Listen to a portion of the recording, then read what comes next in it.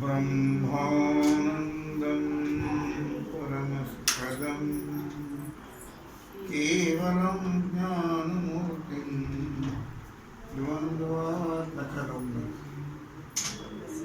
द्वन्द्वातीतं गगनसदृशं तत्त्वमस्यादिलक्ष्यम् एकं नित्यं निर्मलमचलं सर्वदि साक्षिभूतं भावातीतं त्रिगुणरहितं सद्गुरुं तन्नमामि। गुरुर्ब्रह्मा गुरुर्विष्णु गुरुर्देवो महेश्वरा गुरुः साक्षात् परब्रह्म तस्मै श्री गुरवे नमः। शङ्करं शङ्कराचार्यं केशवं बादरायणं शुभ्रभाष्यकृतो वन्दे भगवन्तो पुनः पुनः। जयांचे कीर्या स्मरण होय सकळ विद्यांचे अधिकरण तेची वंदू श्रीचरण श्री गुरूंचे तेची नमस्कारो आता।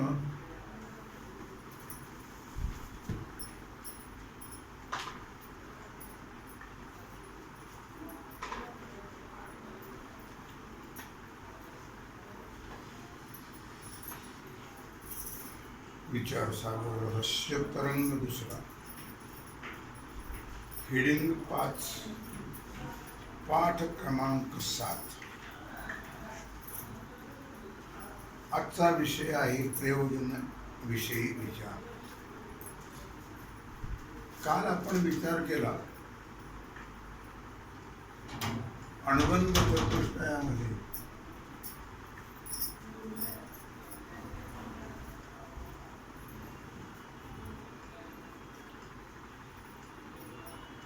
विषय नंबर 2 जीव ब्रह्म ऐक्य याची सिद्धी आपण काल पाहिली। आज प्रयोजनाचा विचार आहे, बरोबर आहे। प्रयोजन म्हणजे फल। लोकांमध्ये प्रयोजन शब्दाचा अर्थ फल असा, आपल्या वेदांत शास्त्रामध्ये प्रयोजन शब्दाचा अर्थ फल असा आहे। वेदांत शास्त्राच्या अध्ययनापासून जीव ब्रह्मैक्य ज्ञानोत्पत्तीद्वारा त्रिण दुःखांचा नाश आणि नित्य निरुपाधिक निरतिशयानंद रूप ब्रह्मसौख्याची प्राप्ती हे फल आहे। व्यवहारामध्ये आलं लक्षामध्ये फल काय आहे? निरतिशय त्रिदुःखनाश आणि ब्रह्मसौख्याची प्राप्ती हे फल आहे। व्यवहारामध्ये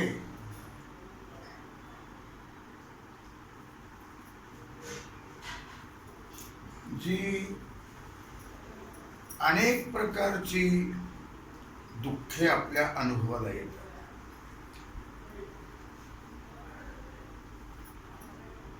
त्याचा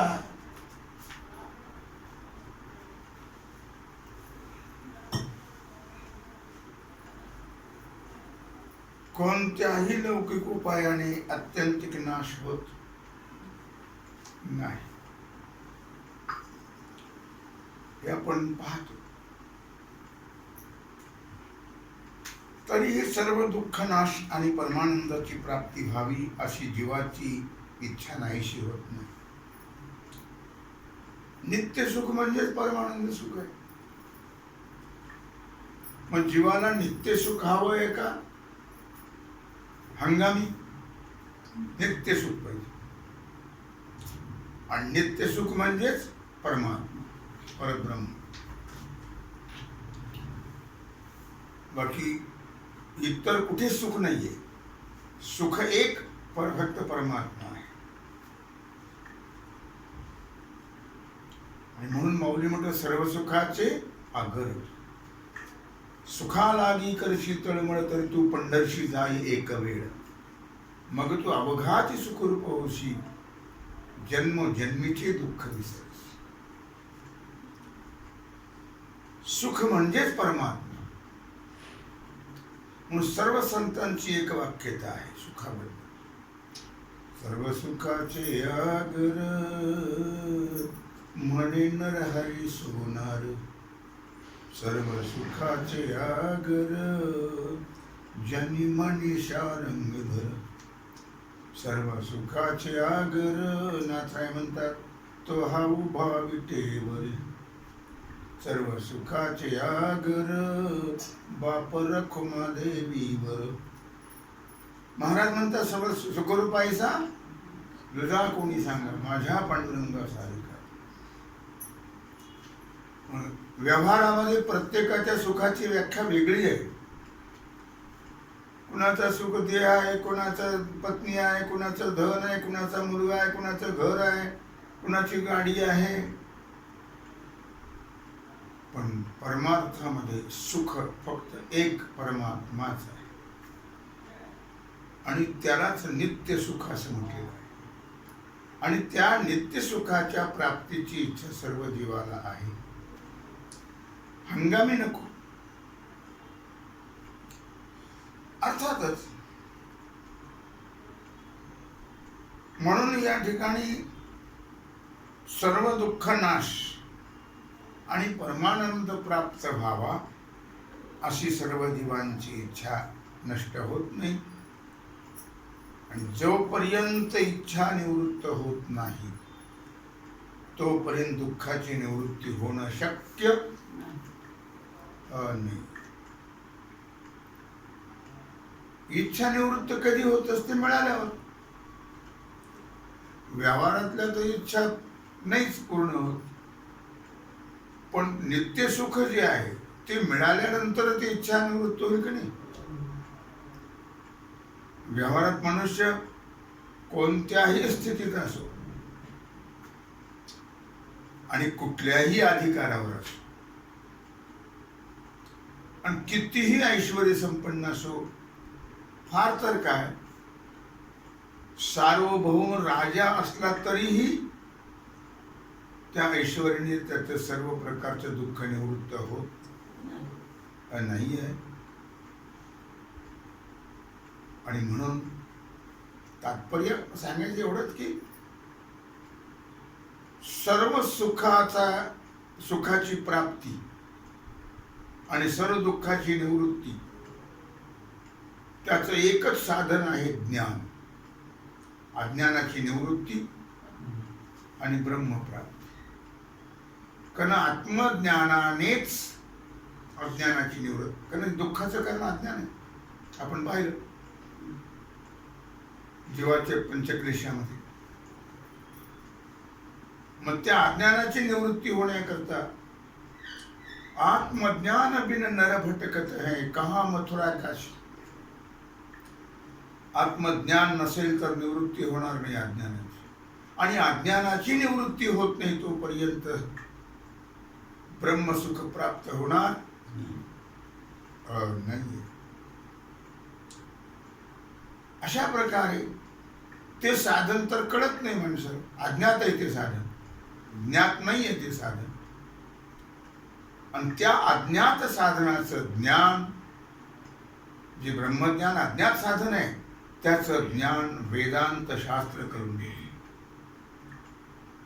म्हणून वेदांत शास्त्र, वेदांत हे शास्त्र आहे. वेदांत म्हणतेच उपनिषद. आपण उपनिषदाचाही दशोपनिषदाचा विचार करणार आहोत. ते वेदांत शास्त्र जगन मिथ्यात्व निश्चय हा सर्व दुःख निवृत्तीचा उपाय आहे असं सांगते. व्यवहारामध्ये मिथ्या शब्दाचा अर्थ नाशिवंत एवढाच समजतात. परंतु वेदाने प्रतिपादन केलेले जगाचं मिथ्यात्व हे यापेक्षा वेगळं आहे. ज्याच्या ठिकाणी जे नाही त्याच्या ठिकाणी ते दिसणं, याचं नाव आहे मिथ्यात्व. कळलं? ज्याच्या ठिकाणी जे नाही त्याच्या ठिकाणी ते दिसणं, याचं नाव मिथ्यात्व. आणि यालाच लौकिकामध्ये भ्रम असं म्हणतात, आणि शास्त्रीय भाषेमध्ये अध्यास. अध्यास म्हणजे भ्रम. कळलं? मग ज्या पदार्थाचा अध्यास झालेला असतो तो पदार्थ आणि त्याचं ज्ञान, याला अध्यस्त म्हणतात. कळलं? काय सांगितलं? ज्या पदार्थाचा अध्यास म्हणजे भ्रम झालेला असतो तो पदार्थ आणि त्याचं ज्ञान, याला म्हणतात अध्यास, अध्यस्त. उदाहरण, रज्जूच्या ठिकाणी म्हणजे दोरीच्या ठिकाणी सर्प आहे का? नाही. पण केव्हा केव्हा रज्जूच्या ठिकाणी सर्प भासतो, दिसतो. मंद अंधकारामध्ये दोरीवरती सर्प भास होतो सादृश्य दोषामुळे. म्हणून सर्प व त्याचं ज्ञान ही दोन्हीही अध्यस्त म्हणजे कल्पित आहेत. आणि सर्प आहे असा जो व्यवहार होतो त्याला म्हणतात अध्यास. भ्रमाने व्यवहार होतो. आणि रज्जूला सामान्य दृष्टीनं अधिष्ठान म्हणतात. सामान्य दृष्टी अधिष्ठान ज्ञानाने अध्यस्त सर्प किंवा त्याचं ज्ञान याची निवृत्ती होते. म्हणून व्याख्याच आहे वेदांताची, अधिष्ठान ज्ञानानेच कल्पिताची निवृत्ती होत असते. त्याचप्रमाणे आत्मा म्हणजे ब्रह्माच्या अधिष्ठानावर या जगताचा अध्यास होतो. लक्षात ठेवा. जगत आहे का? नाही. जगत काय आहे? भास आहे. जसा दोरीवर सर्प भासतो, रज्जू सर्पाकार भासुयले जगदंबर. आम्हाला ते वाटत नाही, कळत नाही, आमचा भ्रम जात नाही, त्याला काय करणार? आणि तो भ्रम जाण्याकरता शास्त्र आहे, हे लक्षात ठेवा. काय? मग परमात्म्याच्या अधिष्ठानावर, ब्रह्माच्या अधिष्ठानावर जगताचा अध्यास होतो, म्हणजे भ्रम होतो. आणि ब्रह्मज्ञानाने त्या अध्यासाची निवृत्ती होते. म्हणजे अध्यास निवृत्तीने सकल दुःखाची निवृत्ती. मग दुःख कशाने आहे? भ्रमामुळे आहे. यथार्थ न कळल्यामुळे आहे. अज्ञानामुळे दुःख आहे. म्हणून अध्यास निवृत्तीने सकल दुःखाची निवृत्ती आणि परमानंदाची प्राप्ती होते. हेच जीवाचं अध्यास मुख्य साधन आहे. जीवाचं अध्यास मुख्य साधन काय आहे? ज्ञान, ब्रह्मस्वरूपाचं किंवा ब्रह्मज्ञान म्हणा, हेच आहे मुख्य साधन. आणि यानेच प्रयोजन म्हणजे फल सिद्ध होत. ज्ञानाने, ब्रह्मज्ञानाने, ब्रह्मज्ञानाशिवाय फलसिद्धी होत नाही. अर्थातच याच प्रयोजनाचं सिद्धीवर, या प्रयोजनाच्या सिद्धीवर सर्व वेदांत शास्त्राची इमारत उभी आहे. कळलं का? मेन प्रयोजन आहे अत्यंतिक दुःखाची निवृत्ती आणि परमानंद प्राप्ती.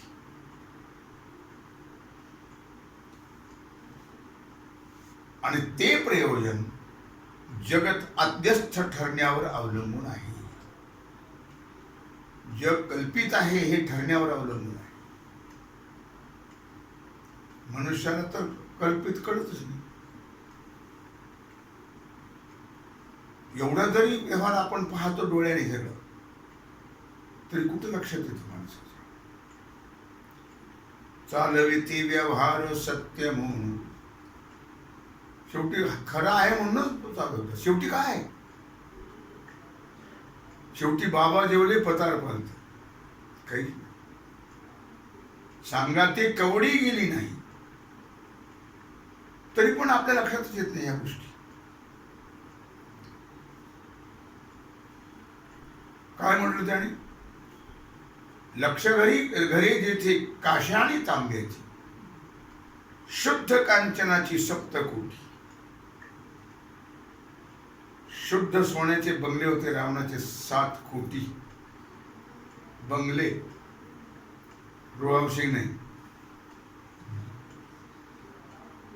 मुलं होते 1.25 लाख होते एक, आणि नातू होते 1.25 लाख, आणि स्त्रिया होत्या 80,000. A1 उभी कुठल्या तरी गोळ नव्हते गेलं. शेवटी कोण गेलं? सर्व ही जाग्यावरी राहणार, देह हा मातीला लागणार. मग सांगायचं तात्पर्य काय आहे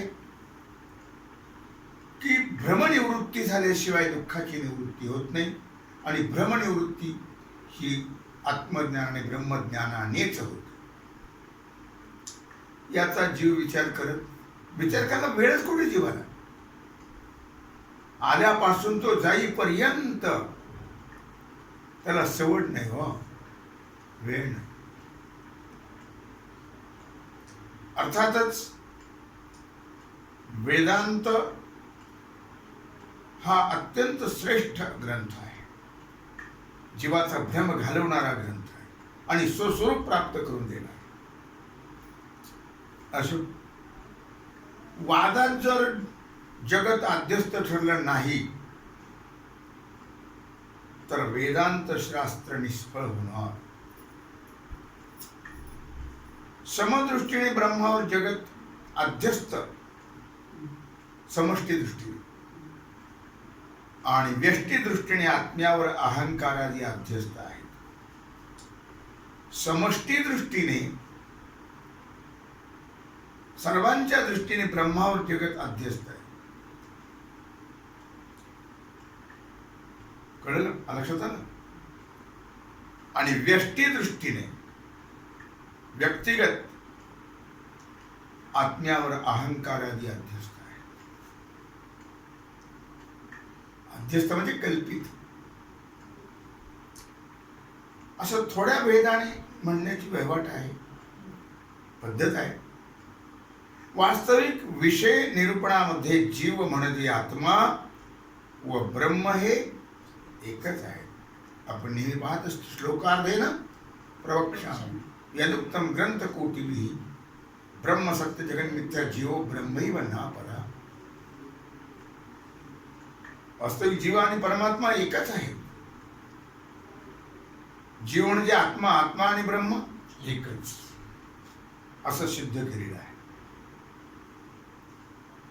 तेव्हा कोणावरही काही अध्यस्थ म्हटलं तरी हरकत नाही. लक्षामध्ये अध्यासाचं वर्णन जीवाच्या स्वाभाविक समजुतीच्या अत्यंत विरुद्ध असल्यामुळे लवकरच पटण्यासारखं नाही, पटतच नाही माणसाला. भ्रम, आपण भ्रमिष्ठ वाचकोला वाटतच नाही. सर्व जीव कसे आहेत? एक संत सद्गुरू जर सोडले तर सर्व जीव भ्रमिष्ठ आहे. पण वाटतं का? नाही वाटत. आमच्या ठिकाणी भ्रम आहे असं वाटत नाही, म्हणून पटत नाही लवकर हो या गोष्टी, पटत नाही. आणि लोक त्याचा विचारही करत नाही. म्हणून आळस न करता अध्यास म्हणजे भ्रम, अध्यास म्हणजे भ्रम, अध्यास म्हणजे भ्रम, हे चांगलं लक्षात ठेवलं पाहिजे. आणि मग पुढच्या विषयाचं वारंवार वारंवार चिंतन केलं. तच्चिंतनम तत्कथनम अन्योन्यम तत् प्रबोधनम. प्रथम पूर्व पक्षाच्या दृष्टीनं आत्म्यावर अहंकारादी अनात्म पदार्थ अध्यस्त म्हणजे संभवनीय नाही, अध्यस्त म्हणणं किंवा असणं पूर्व पक्षाच्या मताने, असं सांगून नंतर सिद्धांतीच्या मताने अध्यास कसा संभवनीय आहे याचा विचार करू. या प्रकरणामध्ये फक्त अध्यासाची संभावना मात्र सांगायची आहे. अध्यास कसा होतो, कसा आहे, एवढंच सांगायचं या प्रकरणात. अध्यासाचं स्वरूप सिद्ध स्वरूप आणि सिद्धी पुढे चौथ्या आणि सहाव्या तरंगात प्रतिपादन करूया. त्याचा आपण विचार करू. चौथ्या आणि सहाव्या तरंगात वेदांत मतामध्ये सर्व जगत अध्यस्त असो. अध्यस्त म्हणजे कल्पित आहे. कल्पित म्हणजे मिथ्या आहे. आपण रोज म्हणतो की नाही, नटिका व्यवहार सर्व हा संसार वाया झार हरी विन हरी मुखे म्हणा हरी मुखे म्हणा. म्हणतो आपण का आपल्याला वाटतं पटतं. व्यवहार नटका अध्यस्त आहे, सर्व कल्पित आहे, मिथ्या आहे. अर्थातच वेदांत मतामध्ये सर्व जगत कसं आहे, अध्यस्त आहे. आणि जगत कारण ब्रह्मस्वरूपाचं म्हणजे आत्मस्वरूपाचं जे अज्ञान आहे तेही आत्मस्वरूपावर अध्यस्त आहे, कल्पितच आहे. त्यामध्ये अज्ञानाला कारण अध्यास म्हणतात आणि अहंकारादी सर्व जगताला कार्य अध्यास म्हणतात. कारण कारणापासूनच कार्याची उत्पत्ती होत असते. कारणावरूनच कार्याची, कारणामुळे कार्याची सिद्धी होत असते. अज्ञान हे अज्ञानामुळेच आम्हाला अहंकारादी सर्व जगताचा अध्यास, कार्य अध्यास आहे की नाही. म्हणजे आम्हाला हे सत्य वाटतं का नाही, कशामुळे, अज्ञानामुळेच वाटतं. अज्ञान हे मेन कारण आहे त्याच. आणि हे सर्व जगत कार्याध्यास आहे, म्हणजे भ्रम आहे. कार्य म्हणजे जगताबद्दलचा भ्रम, सत्य म्हणून चालवतात, सत्य वाटतं. कारण अध्यासा साक्षात दुःखाला हेतू नाही, कारण नाहीये. मग कार्याध्यासच साक्षात दुःखाला कारण आहे. अज्ञान दुःखाला कारण नाही म्हणतात. अज्ञान आणि अज्ञानाचं जे कार्य आहे हे जगत, ते दुःखाला कारण. म्हणून प्रथम कार्य अध्यासाचा असंभव सांगू आणि नंतर कारण अध्यासाचा असंभव सांगू. कार्य अध्यासही नाही, कारण अध्यासही नाही, जगतही नाही आणि अज्ञानही नाही. याची सिद्धी अगोदर पूर्व पक्षाच्या मताने कार्य अध्यासाचा असंभव, नंतर त्याची सिद्धी आणि नंतर कारण अध्यासाचा असंभव, त्याची सिद्धी. पूर्व पक्षाच्या मताने कार्य अध्यासाचा असंभव, याचा विचार आपण उद्या करू. लक्षात ठेवा झालेले विषय आपला झालेला आहे अध्यस्त, अध्यास आणि अध्यस्त. अध्यास म्हणजे भ्रम आणि अध्यस्त म्हणजे कल्पित. कळलं? याचा विचार आपण आज केला. मग अध्यास काय आहे? अहंकारादी जगत ही अध्यासच आहे. आणि सर्व जगत अध्यस्त म्हणजे कल्पित आहे, मिथ्या आहे. हे वेदांत शास्त्र आपल्याला कळून देत. म्हणून ज्ञानी महात्मे म्हणतात, वेदांत शास्त्रेषु सदा रमंतम. नित्य तेच दुसरा विषय, नित्य तेच काय करायचं? कोण दिवस येईल कैसा नाही लिहायचा, याची गॅरंटीच नाही. म्हातारपणी करायचं परमार्थ, म्हातारा होईलच कसं काय? गॅरंटी.